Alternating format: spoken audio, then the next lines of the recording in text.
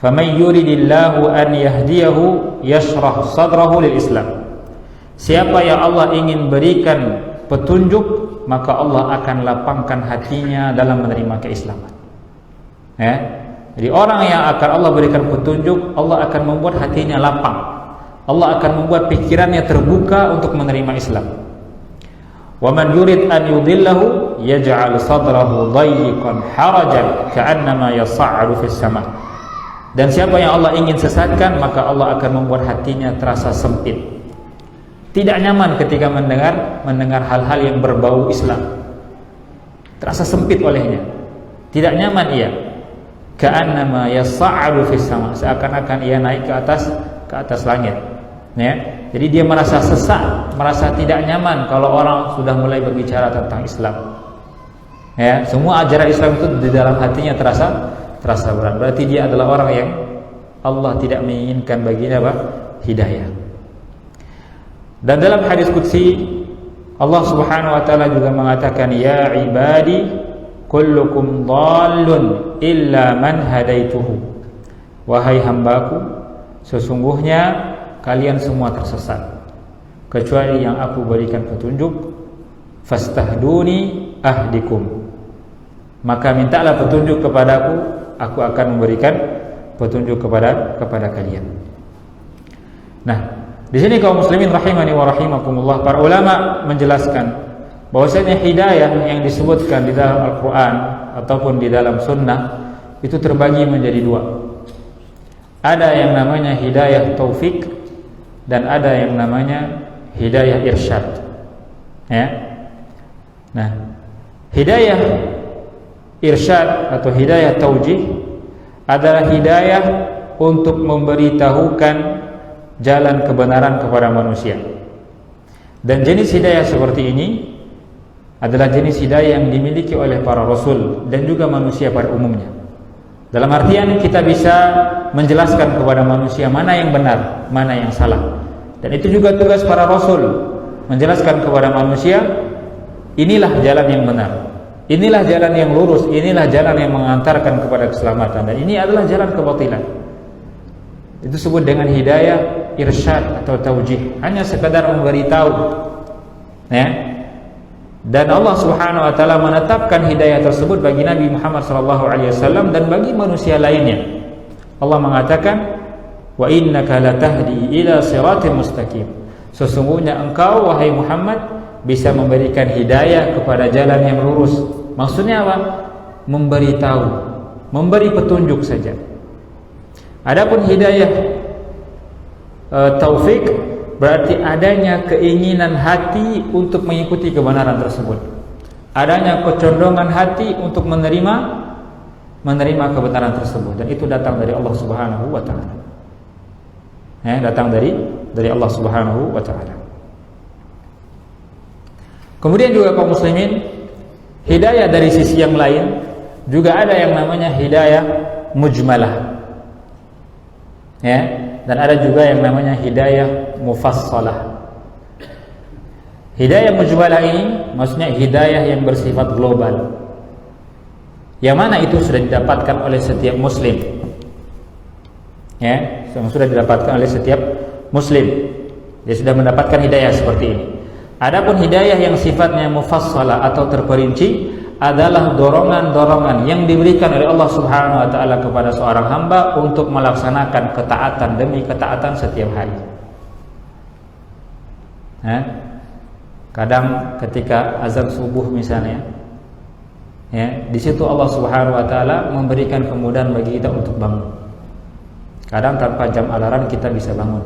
Jangan dipikir itu kita sendiri yang bangun, enggak. Allah yang membimbing kita untuk bangun. Allah yang mempermudah jalan kita untuk menemukan ketaatan. Maka itu disebut dengan hidayah mufassalah, yaitu dorongan dari Allah Subhanahu wa taala, bimbingan dari Allah Subhanahu wa taala untuk kita agar kita bisa melaksanakan ketaatan demi ketaatan setiap hari dan setiap waktu. Dan hidayah seperti inilah yang tidak akan pernah putus dari kita. Makanya dalam setiap salat, dalam setiap rakaat salat kita memohon kepada Allah Subhanahu wa taala, ihdinas siratal mustaqim. Tunjukilah kami jalan yang lurus. Ya. Apakah kita belum berada di jalan yang lurus? Ya. Kita sudah menggenggam Islam. Tapi kita butuh dorongan dari Allah dan bimbingan untuk tetap berada di jalan yang lurus tersebut.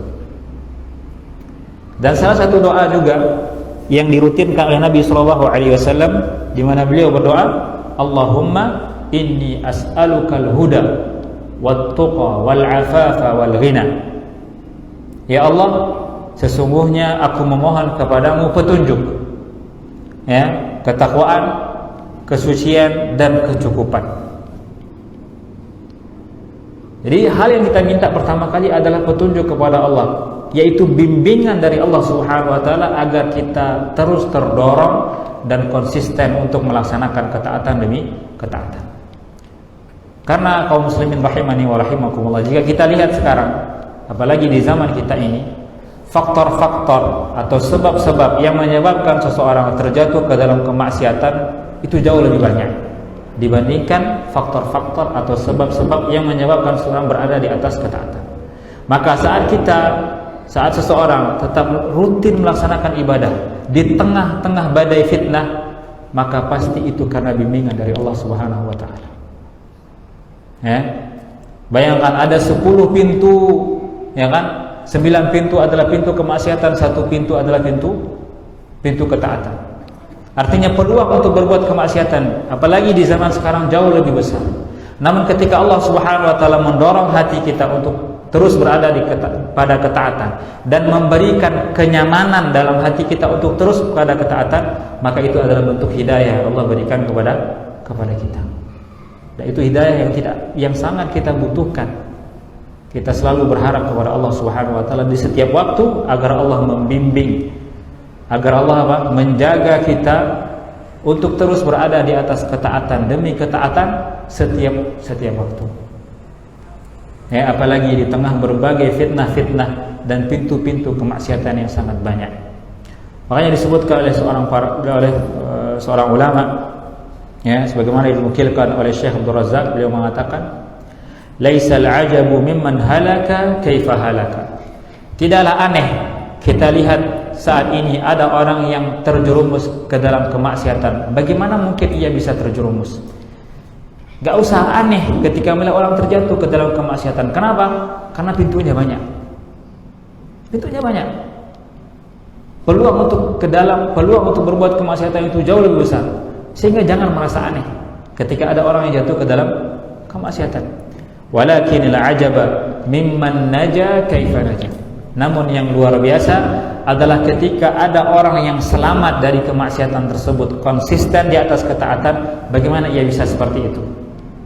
Tentu yang membuat ia bisa bertahan di situ, bertahan di atas ketaatan, adalah bimbingan dan hidayah dari Allah Subhanahu wa taala. Allah yang memberikan kemudahan kepada kita untuk melaksanakan semua ketaatan yang kita lakukan dalam kehidupan kita sehari-hari.